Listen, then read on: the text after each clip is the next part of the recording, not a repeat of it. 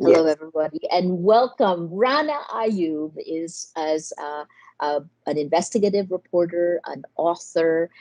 She is also a contributor to the Washington Post. Rana, it's good to talk to you again. We Hi, were Maria. together. We were together at the launch of the 2020 World Press Freedom Index, and tell us your reactions to this. Well, I actually was not the least bit surprised, certainly not surprised with the results in Asia, whether it's India, Pakistan, or China. The fact that India came 142, slipping down 2 positions compared to last year. And it is ironic that the World Press Freedom Index has released the same week as some of the bravest journalists in Kashmir have been arrested under terror charges, calling their stories fictitious and fake. Masrat Zera, Pirzada Ashik, student rights activists, students, journalism students. The fact that they've been arrested on terror charges for speaking the truth speaks volumes of where we are as the world's largest democracy. And that the world's largest democracy is in the bottom of the World Press Freedom Index should be something that should worry us as a country, because there is a crisis of the truth. Whether it was the Delhi carnage that took place 2 months ago, which was stoked by members of the ruling party, the BJP, and Mr. Modi's minister, and how it was given a communal twist by Indian journalists, a section of Indian journalists, to the coverage of the coronavirus, which has been made into something very Islamic, mostly by a section of the Indian media. India Today, one of India's leading news channel, had a graphic running of a virus with a Muslim skull cap, and saying that this was responsible for spreading the virus across the country. And day in, day out, you have television channels literally speaking the language of the government. The Union Minority Affairs Minister of India called the virus and called the spread the Talibanization of the virus by Indian Muslims and by the Tabligh. So I think what ministers do and what governments do is they extend their fascist propaganda even at times like this. Whether you see that happening in Hungary, in the under Viktor Orban, or in Trump, that's exact. And to see that being replicated in India, just exactly the way it is happening elsewhere in the world, and you would know that, that you have seen that in Manila, right? And to see that being replicated when you are not able to give solutions to the poor and the migrant population, and instead you feed them with an enemy, and the enemy is the minority community. And how do you do that? You silence journalists to speak the truth. You call them anti-nationals. You question their sovereignty. You question their patriotism when they speak the truth. Especially at a time like this, most of the health journalists and people who are covering the COVID pandemic and the medical facilities, many of them are writing for international publications. They've all been termed anti-nationals for what they believe is delegitimizing and defaming India's position internationally. So it's like the playbook by which all autocrats play, and that's where Indian journalism is right now. That most journalists are being forced to toe the line of the government, and when they do not, they risk losing their jobs. For instance, Siddharth Vardarajan, who runs the website Wire, has a case slammed against him 2 weeks ago by the UP police for what they believe was a fake story when Siddharth produced the facts in the case. Ram Guha, India's leading intellectual, had to have his, I mean he go, his column was removed from one of India's leading publications, the Hindustan Times, and he had to publish it on an independent website. So basically, Indian government does not like a media which is independent, especially at this time, which is so sensitive for the country. You have borne the brunt of these attacks on social media that have moved into the real world, right? Uh, you have described some of the way India is moving against it. Uh, what are you doing? How are you continuing? How are you pushing back? How are you continuing your journalism? Maya, I am pushing back by speaking the truth, a truth that is extremely unpopular and unpalatable for the government. It is extremely difficult for journalists, including independent journalists and freelance journalists, to be doing the reporting that they are doing right now. Going and covering the pandemic. I especially have been going to the slums where there are maximum number of COVID positive cases.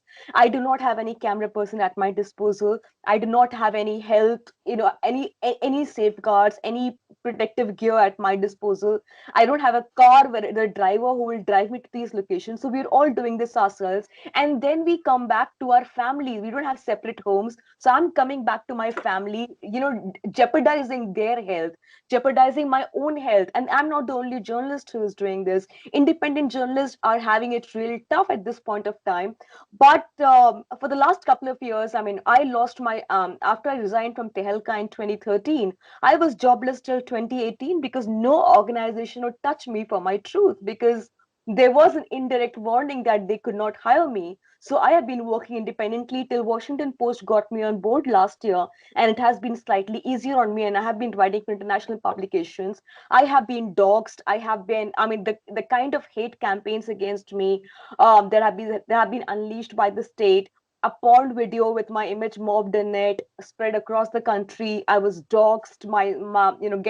Getting hate mails, hate messages on my phone, getting nasty calls from callers every night saying that they would teach me a lesson. To somebody in the intelligence agency giving me a 31-page dossier saying each page is for a member of my family. So I know that my family is being scrutinized. I know that my bank accounts are being scrutinized. Everything that I do, every move that I make, my phone calls are being tabbed. But I do know that independent there is a price that you pay for independent journalism, and you would know that better, Mario, of all people. So it's not, so we are paying the price, but I think when we go back to sleep every night, it's a very sound sleep, and we are answerable to our conscience. And it is not the most popular thing to do right now, but this is my backlash against the backlash. The RSF report actually talks about this decade that will it's almost an existential decade. The challenges are going to increase for journalists around the world. And you've described, we both know, we've talked about this a lot in terms of what we're facing, the challenges that we face. Where do you get the courage? What advice would you give to others who may want to step back? I used to feel very victimized a couple of years ago, saying, why is this happening to me? I had to go undercover, do a sting operation on the government, and then self-publish my book, and then nobody's willing to publish me. So I used to feel like a victim all the time, till such time that I actually went out to these international conferences and met journalists who are at the receiving end of the state, and it felt like, oh my God, everybody's doing the same thing. So I'm not an aberration. This is a norm, and journalists everywhere in the world are paying a price for speaking the truth. So I derive my strength from these journalists who are fighting every day to retain the integrity of this profession. I take strength from people of this country who have reposed their faith in me. They send me mails and they send me messages on Instagram, WhatsApp saying, we are proud of what you're doing. So that keeps your faith alive. There's so many people who are praying for you, and there's so many people. I know there are people who abuse you all the time, and there are people who send you death threats, but there are equal number of people who love you and who support you, including your family members who have been at the receiving end of this, but they still support you. And when you see the injustice around you, you know that it's easy. The easiest thing is to run away from the country, take a fellowship, which I have been offered so many times, take a fellowship, move out of the country. Is the easiest thing to do. But to stay back in your own country and fighting for what is right and fighting for your own people, I think that's the right thing to do. And the love that I get from people of this country who genuinely believe in the idea of the world's largest democracy or secularism, I think that's what keeps me going. The idea of justice keeps me going. Fantastic, Rana. So let me toss some of the questions. I kind of threw some of them in the questions I asked you, but there were so many questions that were posed, and there were several to you. So let me read it out to you, right? Um, the media gag on reporting in Kashmir, you talked about this already. Recently, a female photojournalist been booked under the anti-terror laws. Done nothing. India has done nothing to curb this executive misuse of powers under the constitution. What Right. is the World Press Freedom Community doing to tackle these situations without undermining the sovereignty of respective countries? So I'll answer this giving my example, and you would know that when there was a porn video made of me, and my images were thrown out across all phones in India, and my I was doxxed and I was getting rape threats and death threats. I remember when 6 UN special rapporteurs wrote to the Indian government to protect my safety. The Indian government did not take any cognizance of it, but it I mean, till today, they did register a case in under pressure, but there has been no progress in the investigation, despite me calling the agencies time and again.